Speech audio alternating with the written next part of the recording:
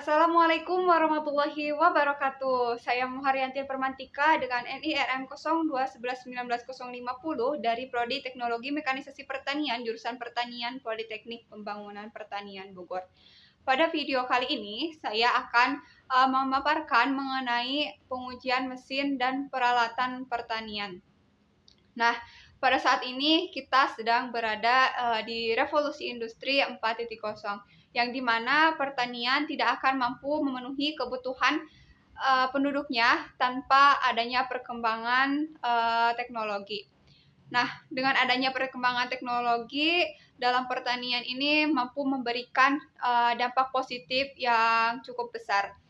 Nah, dampak positifnya itu seperti hasil pertanian yang meningkat dan juga keuntungan dari hasil pertaniannya itu meningkat.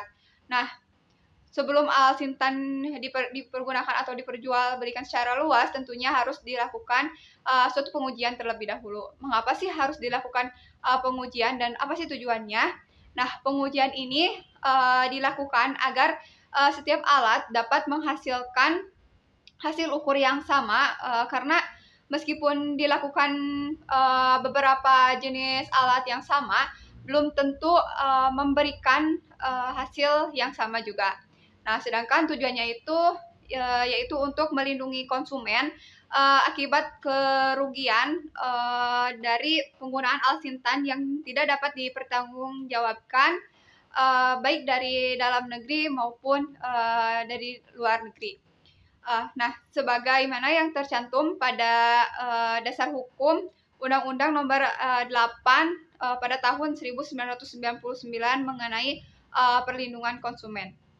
Nah, adapun syarat pengukuran pengujian yaitu alat ukur dikatakan valid apabila alat ukur tersebut mampu mengukur dengan tepat dan juga kejituan dan ketelitiannya dapat diperhatikan.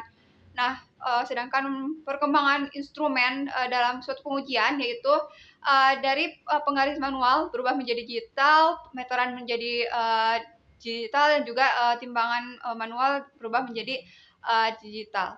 Nah, adapun sarana pendukung dalam pengujian ini yaitu alsin pengolahan lahan seperti traktor, alsin penanaman seperti transplanter, alsin pemeliharaan seperti drone sprayer atau sprinkler, kemudian alsin hasil panen seperti combine harvester dan juga alsin pasca panen seperti power thresher. Nah, adapun sebelum pengujian tentunya dilakukan proses pembuatan yang dilakukan, yaitu yang pertama desain atau perencanaan, kemudian yang kedua fabrikasi, kemudian yang ketiga adalah pengujian. Nah, dalam proses pengujian harus dilakukan karena guna untuk menyesuaikan dengan standarisasi. Nah, dalam pengujian tentunya terdapat beberapa metode pengujian, yaitu yang pertama uji verifikasi untuk memeriksa kebenaran dari spesifikasi teknis alat. Kemudian yang kedua uji unjuk kerja, yaitu untuk menilai kinerja pada alat tersebut. Kemudian yang ketiga ada uji beban berkesinambungan untuk menilai ketahanan dari alat dan mesin tersebut. Kemudian yang keempat ada uji pelayanan untuk menilai mudah atau tidaknya alsintan tersebut. Kemudian yang kelima uji kesesuaian untuk mengetahui kesesuaian dari alsintan tersebut. Nah, dalam pengujian tersebut tentunya diperlukan peralatan pengujian yang mendukung seperti alat pengukur dimensi yaitu mistar, baja, meteran, mikrometer, vertikaliper yang berfungsi untuk mengukur panjang. Kemudian alat pengukur bobot seperti timbangan digital, timbangan gantung digital untuk mengetahui massa benda pada alat. Kemudian alat pengukur waktu terdapat stopwatch, alat pengukur temperatur yaitu termometer untuk mengukur suhu. Kemudian alat pengukur kecepatan yaitu speedometer, alat pengukur getaran ada vibratometer, kemudian alat pengukur kebisingan ada sound level meter untuk mengukur tingkat atau level kebisingan pada alat. Kemudian ada alat pengukur intensitas cahaya yaitu lux meter untuk mengukur tingkat pencahayaan pada alat tersebut. Nah, adapun tahap sistem pengujian, yaitu yang pertama ada tahap detektor atau transducer, yaitu untuk mendeteksi atau merasakan adanya perubahan besaran fisik pada objek yang diukur. Kemudian yang kedua ada tahap intermediate, yaitu pengkondisian sinyal yang dihasilkan pada tahap pertama agar dapat dinyatakan ke tahap terakhir. Kemudian yang ketiga ada tahap pembacaan, yaitu mengandung informasi dalam level yang dapat disensor oleh manusia maupun atau perangkat kendali.